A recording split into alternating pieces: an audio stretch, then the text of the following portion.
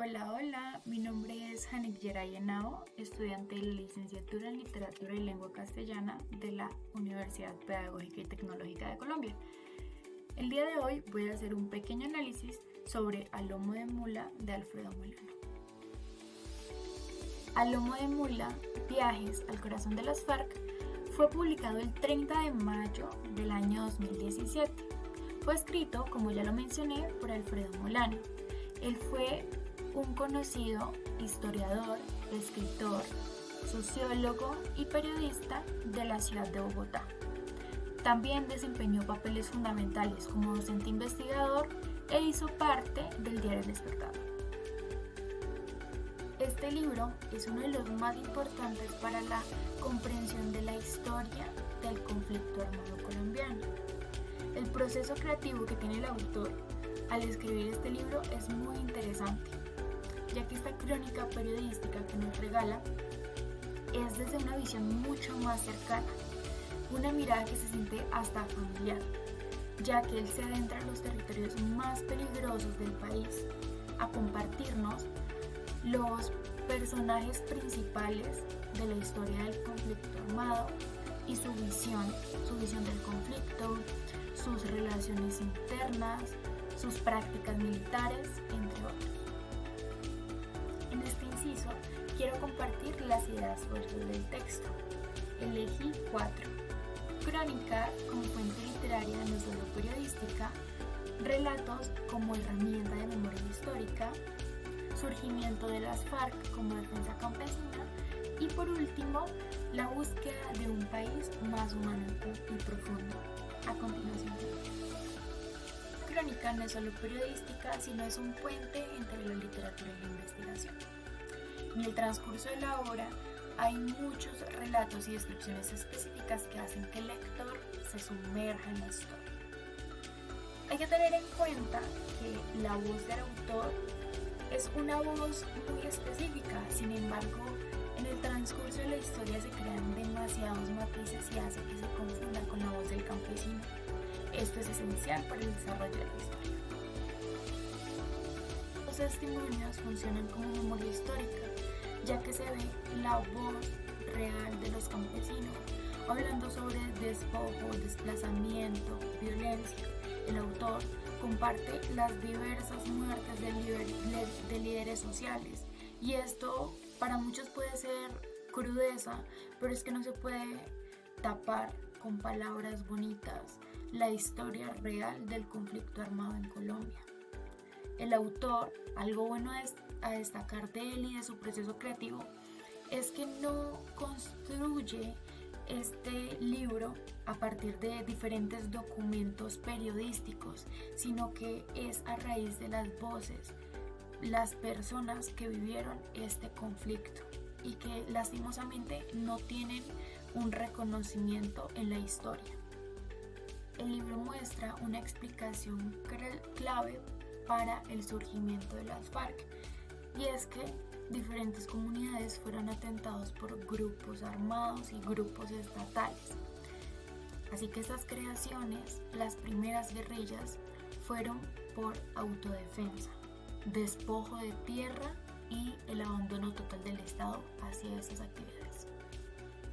La exploración de un país profundo es darle voz a las personas que fueron partícipes de este conflicto, viéndolo no solo como que estas comunidades, o bueno, que en estas comunidades perpetuaba la violencia, sino reconocer que también entre ellos había valores y una humanidad que no suele ser compartida. El texto invita a que los lectores puedan tener una mirada, pero desde adentro del conflicto, para que así cambie su perspectiva y se pueda reconocer el verdadero valor de las personas y el verdadero motivo de las decisiones que tomaron a raíz de todos estos sucesos. En este inciso voy a hacer un análisis de 2 artículos que leí escritos por mujeres y hablan sobre el conflicto armado en Colombia, pero con unos enfoques bastante diferentes.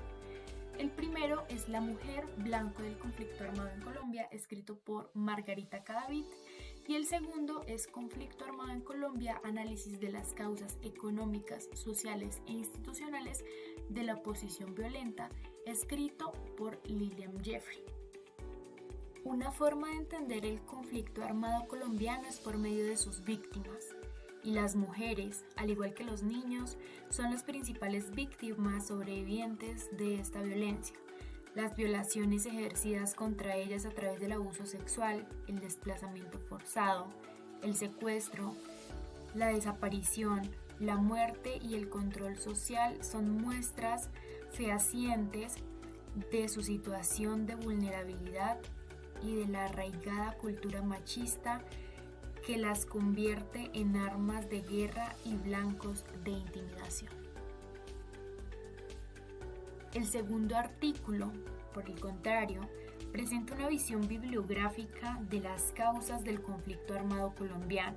Su objetivo principal es entender por qué ha ocurrido una reducción desigual en los niveles del conflicto violento a través de las regiones del país en el periodo de 2003 a 2010. Analiza las causas económicas, institucionales y sociales, así como los debates teóricos vigentes. Se concluye que es precisamente la múltiple causalidad del fenómeno colombiano lo que lo hace tan complejo, razón por la cual los estudios encaminados a analizar la variación en el conflicto violento deben incorporar todas las variables causales y perpetuadoras del mismo.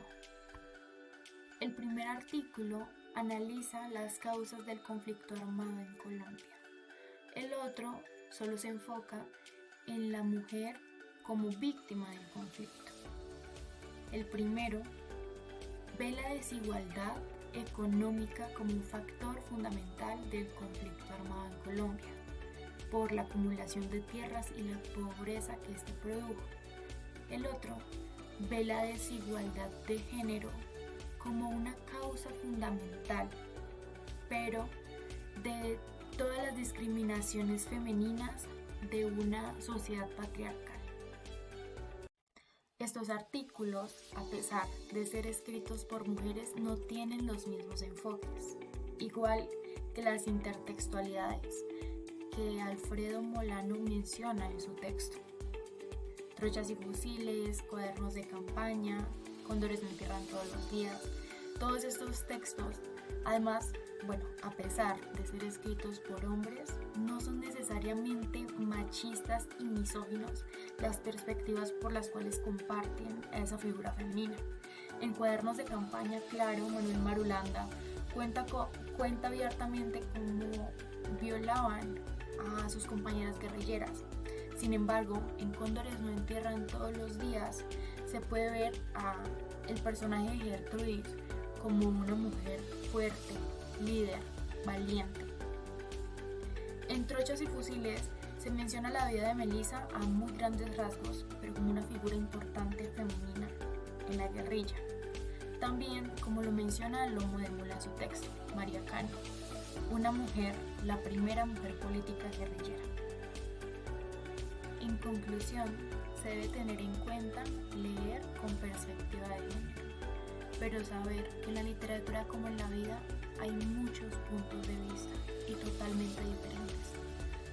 Agradezco enormemente a los autores Gustavo Gardeazabal, Manuel Marulanda, pero en especial a Alfredo Molano, quien en sus obras retrató a la mujer no necesariamente como esa figura pasiva, sino como una mujer activa en el conflicto armado.